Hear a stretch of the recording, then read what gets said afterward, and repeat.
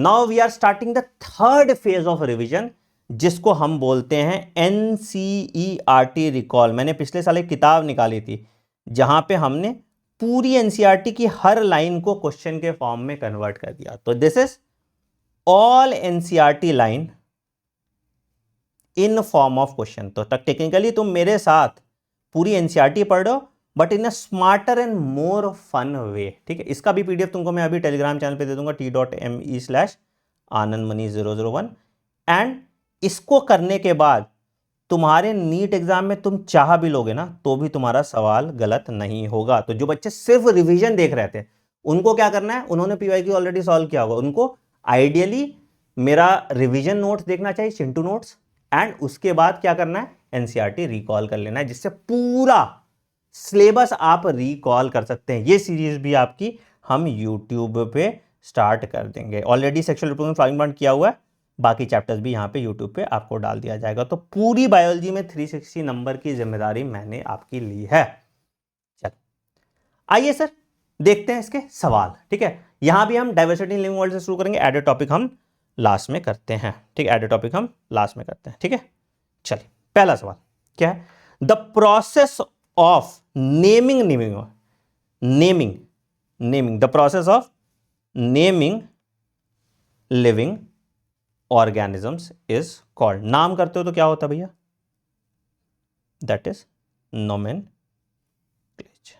ठीक है, that is nomenclature. Process of naming living organism is nomenclature. ठीक है, कोई दिक्कत किसी को? जो क्वेश्चन में फंसोगे क्वेश्चन नंबर लिख देना, मैं आपको वो करा दूंगा। ठीक है, हम यहां क्वेश्चन वाइज कर लेते हैं। ठीक है, क्वेश्चन नंबर 1 कर लेते हैं इसको। ठीक, अच्छा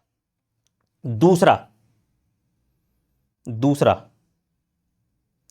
identification of an organism means, identify कर रहे हैं ऑर्गेनिज्म, तो क्या मीन कर रहा है इसका, identification of an organism means, identify कर रहे हो तो हम क्या देते हैं, करेक्ट डिस्क्रिप्शन देते हैं ना। अगर ग्रुप में डालना है तो क्लासिफिकेशन है, तो it is the correct description. Same NCERT line as it is था, आपने पढ़ा था है ना, it is the correct description, that is identification of organism, it is the correct description, that is identification of organism. ठीक है, तीसरा ICBN। अब देखो यहां पे इंटरनेशनल कोड फॉर लिखा है, botanical nomenclature, international code for botanical nomenclature. तो कोड भी लिखा है, सेंटर भी लिखा है, तो क्या हो जाएगा, international code for botanical nomenclature. ठीक है, चौथा choose the correct statement, choose the correct statement about scientific names, choose the correct statement about scientific name. They ensure that each organism has only one name. ठीक है, description of any organism should enable the people to arrive at the same name. ठीक, they ensure that such a name has not been used for any other organisms. तो सभी बातें हमारी सही हैं, सभी बातें हमारी सही हैं, है ना, सभी बातें हमारी सही हैं। क्लियर है, क्लियर है, बढ़िया। Question number 5, the system of providing a name with 2 components is called binomial nomenclature. हमने पढ़ा था, बाइनोमियल नोमेनक्लेचर हमने पढ़ा था। ठीक है, चलिए अगला, the naming system which is practice by biologist all over the world was given by Carlos Linnaeus. Linnaeus ने दिया था तुम्हारा ये। ठीक है, हैकेल ने दिया था 3 किंगडम क्लासिफिकेशन, जो अगले चैप्टर में पढ़ेंगे।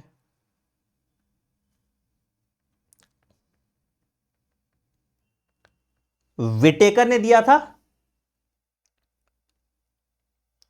5 किंगडम क्लासिफिकेशन, है ना,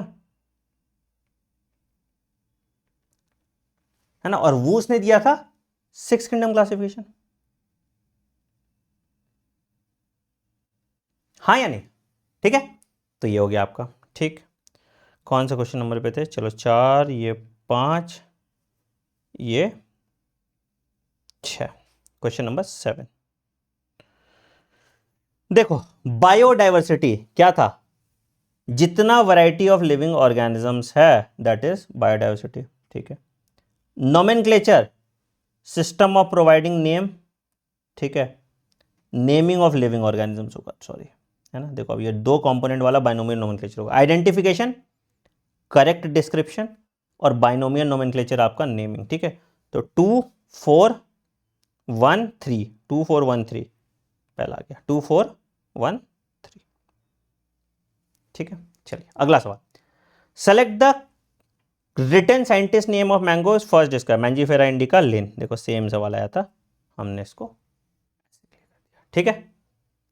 चलिए अगला, in Mangifera indica Linn specific epithet is indica.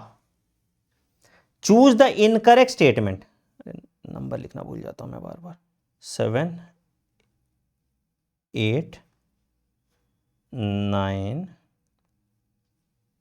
ठीक है, और ये 10। चूज द इनकरेक्ट स्टेटमेंट, क्या लिखा है sir, biological names are generally given in Latin, ठीक है। First word represent the genus while the second word represents the specific epithet. When handwritten, both the words of biological names are separately underlined. Both the words of biological name do not start with capital letter, है ना, एक capital एक small letter. देखो same तरह का question बनता है, कुछ नया नहीं है, ठीक है। 11, biological names are generally written in, देखो कितनी बार तुमको मैं रिवाइज कराऊंगा, 12, the process in which living organisms are grouped into convenient category is called the process by which living organisms are grouped into convenient categories, क्या है, classification. Process जो है वो टैक्सोनॉमी होता है, ठीक है, तो इट इज क्लासिफिकेशन, ठीक है। 13, the scientific term used for categories of organism to study them, scientific term used for categories था तो क्या था सर, हम इसको बोलते थे टैक्सा, सिंगुलर था तो टैक्सॉन, ठीक है। और इसके स्टडी को हम कहते थे, टैक्सोनॉमिकल स्टडीज को हम कहते थे सिस्टमैटिक्स, है ना। 14, the modern taxonomical studies is basis of, सब होता है, सेल स्ट्रक्चर है, एक्सटर्नल इंटरनल प्रोसेस है, डेवलपमेंटल प्रोसेस है, एंड इकोलॉजिकल एविडेंसेस भी होते हैं, फिलोजेनेटिक प्रोसेस भी हम देखते हैं, it is all of these, ठीक है। 15, among which of the following processes which one is not the basis, देखो नॉट अंडरलाइन कर लिया करो, नॉट द बेसिस ऑफ, तो हम कलेक्शन ऑफ स्पेसिमेन को नहीं कहते, वो हर्बेरियम में करते हैं ना कलेक्शन ऑफ स्पेसिमेन, तो collection of specimen is not the basis of taxonomy.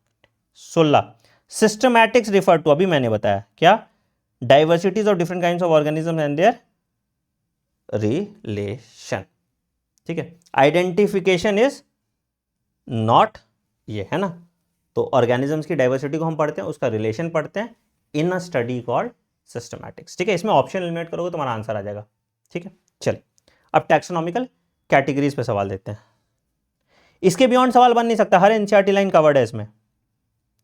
17, all the taxonomical categories together constitute the, सारे टैक्सोनॉमिकल कैटेगरी को अगर हम कंस्टिट्यूट करेंगे तो क्या बनेगा, it will be taxonomical hierarchy, sequence में, है ना, इट विल बी हायरार्की, ठीक है। 18, lowest taxonomical category species, highest kingdom हो जाएगा। 19, the basic requirement of placing an organism into various character, character हमको जानना है और ग्रुप ऑफ ऑर्गेनिजम्स के कैरेक्टर जानने हैं, nomenclature is not the basic requirement, तो आंसर हो गया डी, ठीक है। 20, the taxonomical category genus represents group of species, closely related species हो जाएगा तो जीनस हो गया, group of closely related species हो गया तो दैट इज जीनस हो गया, बिल्कुल। 21, lion Panthera leo, leopard Panthera pardus, tiger Panthera tigris, potato Solanum tuberosum, nigrum क्यों दिया, सोलैनम ट्यूबरोसम, ठीक है। तो ए का 2, बी का 4, सी का 1, ए का 2, बी का 4, सी का 1 और डी का 3, ठीक है। 22, the taxonomical category order lies between, order याद रखो, कीप, पॉट्स, क्लीन और फैमिली गेट्स सिक, तो क्लास और फैमिली के बीच में, ऐसे याद रखो, ठीक, क्लास और फैमिली के बीच में। 23 क्या कह रहा है, इनकरेक्ट स्टेटमेंट बताना है। Each genus may have more और one specific epithet representing different groups, ठीक है। Potato and brinjals are two different species, both belong to genus Solanum, ठीक है। Families are characterise on the basis of merely reproductive features of plant species, क्यों भाई, ये किसने बोला, ठीक है, ये गलत है।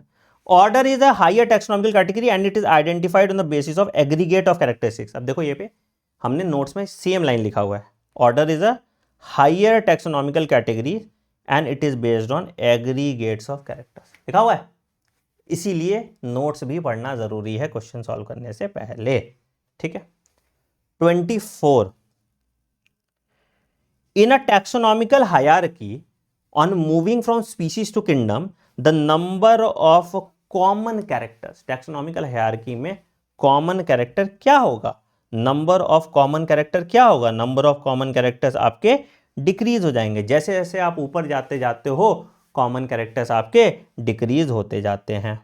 25 अब देखो एसेशन रीजन टाइप क्वेश्चन भी हम लोग कर लेंगे, ठीक है। क्या, जीनस में हैव वन और more than one specific epithet, genus comprises of a group of related species, explain भी कर रहा है, आंसर ए हो जाता है। एसेशन रीजन में हमेशा ध्यान रखना कि ठीक है, अगर बिकॉज, फॉर और एंड लगा के सेंटेंस मतलब बना रहा है तो ए होगा, दोनों सही है मतलब नहीं बना रहा तो बी होगा, ध्यान रखिएगा, ठीक है। ये प्रैक्टिस सही होगा, ये किसी और तरीके से आपके नहीं सॉल्व होगा। चलिए आइए, एसेशन रीजन का नाम दिया, एसेशन रीजन हाजिर है, ठीक है।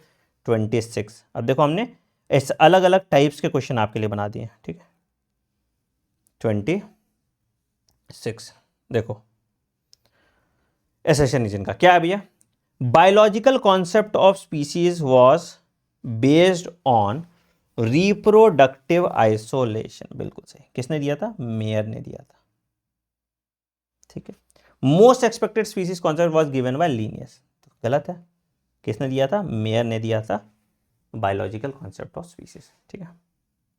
तो एसेशन रीजन का ना नंबरिंग 1 से शुरू कर देते हैं ताकि एसेशन रीजन एक साथ रहे, ठीक है। चलो दूसरा, a group of closely related families, क्या था भैया, कीप, पॉट्स, क्लीन और फैमिली, तो फैमिली फॉर्म्स ऑर्डर, सही बात है, group of closely related family है तुम्हारा तो ये क्या बना रहा है, वो ऑर्डर बना रहा है, बिल्कुल सही बात है ना, सही बात है, ठीक है। The families of an order show close resemblance to certain fundamental characters and also show evolutionary trend, बिल्कुल सही स्टेटमेंट है, दोनों सही है, तो आंसर आ गया आपका ए, है ना। चलिए फिल इन द ब्लैंक देखते हैं तुम्हारी एनसीईआरटी कितनी स्ट्रांग हुई है, वो अब एक बार पढ़ते हैं, ठीक है। तो in binomical nomenclature there are two components, generic name and specific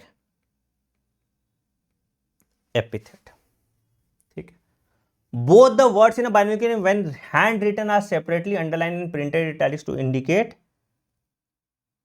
Latin origin are generally in Latin language and are written in italics, हाँ या नहीं, and are written in italics, ठीक है।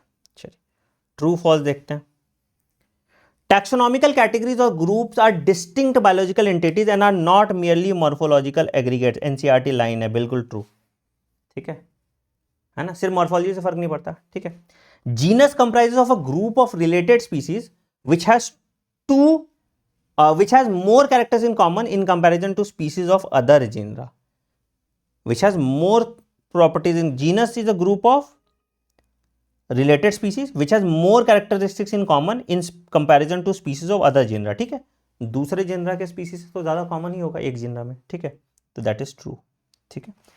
Order and higher taxonomical categories are identified on the basis, same line था, it is also true, देखो हर NCERT line को यहाँ पे मेंशन कर दिया गया है, स्टेटमेंट बेस्ड क्वेश्चन तुम्हारा यहाँ से सॉल्व हो जाएगा, है ना। The taxonomical studies of various species of plants and animals are useful in agriculture, forest and bio resources, बिल्कुल ट्रू। ठीक है, चलिए match the type of question देखो। Man, homo sapiens, house fly, Musca domestica, mango, Mangifera indica, wheat, Triticum aestivum. ठीक है, चलिए अब एक एडेड टॉपिक है मेरा, that is what is living. इसके भी हम सवाल देख लेते हैं, इसके भी हम सवाल देख लेते हैं। तो कैरेक्टरिस्टिक ऑफ ग्रोथ क्या है? Increase in mass and increase in number, है ना। चलिए unicellular organism grows by cell division, और कैसे ग्रो करेगा? ग्रोथ और रिप्रोडक्शन म्यूचुअली एक्सक्लूसिव इवेंट है। Mountain boulders, accumulation of surface on the outer surface, है ना, ठीक है, because they grow by accumulation of surface on the outer surface. ठीक है, growth occurs continuously throughout the life span by cell division. ठीक है, growth is seen only up to a certain age, plants में growth certain age में नहीं होता, पूरा जिंदगी भर होता है। ठीक है, ठीक है, growth occurs in certain cells. ठीक है, statement is correct about growth in plant. अच्छा करेक्ट पूछा ना, करेक्ट पूछा है, पहला है ना, ठीक, तो पहला ही तो है ना, बाकी सारे गलत है। ठीक, चलिए in yeast and hydra reproduction occurs by budding. Yeast और हाइड्रा में क्या होता है? बडिंग होता है। ये तुम अपने एनसीईआरटी में ऐड कर लो, नोट्स में मेरे, है ना। हमने इसको रिप्रोडक्शन वाले पार्ट को रिप्रोडक्शन के लिए रखा था, यहां पे नहीं डाला था। ठीक है, ठीक है। In organisms that can multiply by fragmentation, सब होते हैं fungi, filaments of filamentous algae that is spirogyra, और प्रोटोनिमा ऑफ मॉस। ये भी सवाल इंपॉर्टेंट है, इसको भी ऐड कर लीजिए अपने नोट्स में। थी इसीलिए एनसीईआरटी रिकॉल करना जरूरी है नोट्स के बाद, ताकि हम इन टॉपिक्स को ऐड कर पाएं या स्टेटमेंट्स को कुछ ऐड कर पाएं, ताकि मेरा नोट्स परफेक्ट हो जाए। In amoeba reproduction is synonymous to growth. Living organism that do not reproduce are सब mule, worker bees and infertile human couples, है ना। प्लेनेरिया ट्रू रीजनरेशन होता है तो रीजनरेशन होगा, हाइड्रा बडिंग होगा, एमीबा बाइनरी फिजन होगा, फंगाई फ्रेगमेंटेशन हो जाएगा। कोई ऑप्शन बचा नहीं, तो इसी तरह से ये ऑप्शन आपका आ जाएगा। ठीक है, चलिए sum total of all chemical reaction in our body, metabolism, है ना। An isolated metabolic reaction outside the body of living organism present in a test tube is neither living nor non living. ये living reaction है but not in a living body. ठीक है, choose the incorrect statement from the following. All living organism exhibit metabolism, ठीक है। Metabolism is sum total of all chemical reaction occurring in our body, ठीक है। Metabolism is the defining property of all living organisms, ठीक है। तो metabolism can occur, it can be demonstrated outside the cell in a cell free system, इसको हम कहते हैं in vitro. It can be, can है ना, इन विट्रो होता है, तो ये गलत हो जाएगा। ठीक है, चलिए isolated metabolic reaction occurring in vitro are not living things but surely are living reaction. It proves that metabolic reaction of body is the defining feature of living organisms. Identify the defining characteristics of living organism, which of the following, ठीक है। Identify the defining characteristics of living organism from the following.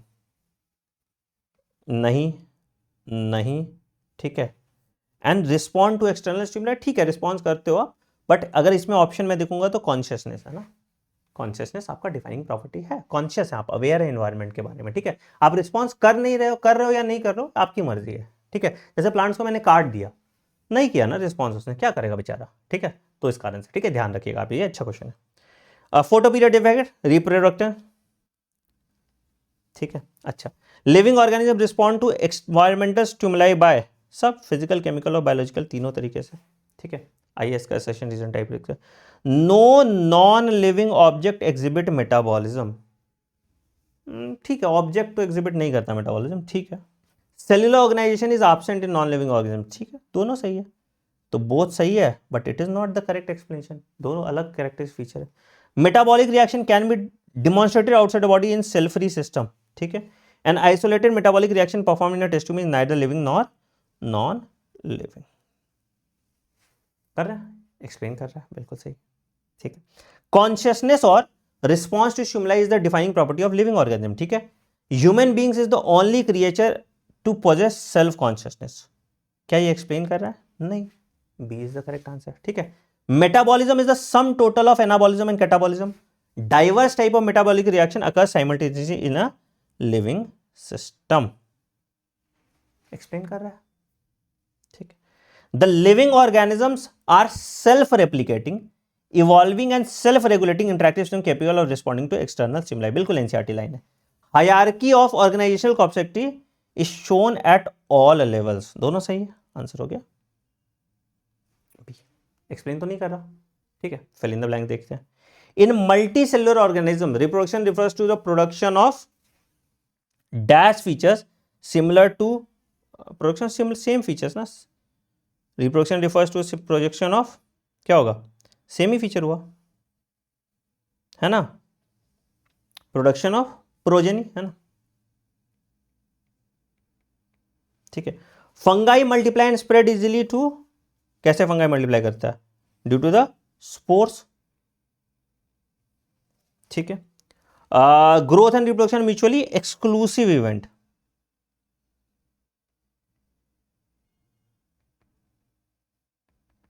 ठीक है.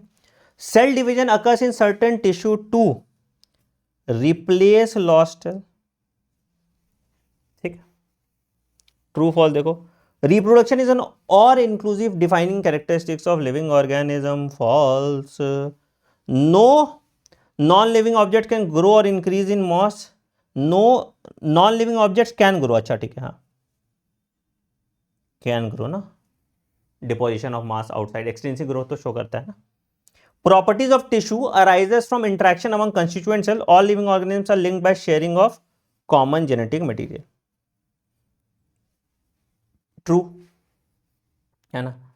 तो हमारा chapter 1 का NCERT recall भी खत्म हो गया है. तो आपने कंप्लीट लिविंग वर्ल्ड कर लिया. आई डोंट थिंक इसके बियॉन्ड आपको कुछ भी करने की जरूरत है, ठीक है. अब आपको मैं इसका एक चैप्टर वाइज टेस्ट दूंगा टेलीग्राम पे, ठीक है. आप उस टेस्ट को दीजिए और आपके सारे सवाल बनेंगे, मतलब एक सवाल नहीं छूटेगा. चैप्टर वाइज टेस्ट देते हैं और आप इस टेस्ट में 100% मार्क्स लाएंगे, ठीक है. टेस्ट आपको अभी थोड़े देर में मिल जाएगा टेलीग्राम चैनल t.me/anandmoney001 पे, ठीक है. कैसा लगा आज का लेक्चर? अब इसके बाद तुम्हारे सवाल हैं कि क्या आपके बायोलॉजी में 340 नंबर आ सकते हैं अभी से. इसका जवाब आप कमेंट सेक्शन में खुद दे दीजिए. क्या लगता है तुमको, आ सकता है 340 नंबर या नहीं? कमेंट सेक्शन में दीजिए. जो बच्चे इस सेशन को यूट्यूब पे चाहते हैं पूरा का पूरा बायोलॉजी का एटलीस्ट, वो आपको भाई टारगेट है लाइक का 2000, ठीक है, और कमेंट का टारगेट है 1000. इसके कम में तो भाई नहीं मान रहा मैं, तुम लोग बहुत आलसी हो गए हो, ठीक है. तभी मिलेगा अगला चैप्टर आपको. बाकी आप प्रतिज्ञा बैच ज्वाइन कर सकते हैं. कहाँ से सर? हमारा यूट्यूब चैनल है, क्या नाम है प्रतिज्ञा बैच का? यूट्यूब चैनल नहीं, हमारा वेबसाइट है anandmoney.in पे आप जाइए, ठीक है, या डॉक्टर आनंद मनी का आप ऐप इंस्टॉल कीजिए. यहाँ पे आपको प्रतिज्ञा क्रैश कोर्स दिख रहा होगा, है ना. आप इस प्रतिज्ञा क्रैश कोर्स पे क्लिक करेंगे, इसके बाय नाउ पे क्लिक करेंगे और आप मेरे साथ इनरोल कर लेंगे 60 डे के जर्नी में. अगर आपके अंदर वो सेल्फ डेडिकेशन नहीं है कि भैया मैं तो नहीं कर पा रहा हूँ, तो मेरे यहाँ आइए रेजिडेंशियल कैंपस में. यहाँ पे लठ बजा के मैं तुम्हें पढ़ाऊँगा और 60 दिन में इंश्योर करूँगा तुम मैक्सिमम नंबर ला पाओ. तो अगर यहाँ एडमिशन लेना है तो रेजिडेंशियल कैंपस का हेल्पलाइन नंबर दिया है 9007002666. यहाँ आके आप हमसे जुड़ सकते हैं. अगली क्लास 1 तारीख को ऐप पे होगी, that is biological classification. I hope आपको आज की क्लास में मजा आया होगा. कमेंट सेक्शन में अपना प्यार बनाए रखिएगा. Thank you, take care, bye bye and have a great day. Give up नहीं करना है, बस मैं सब कुछ करा दूंगा तुम्हारा, ठीक है. Take care, bye.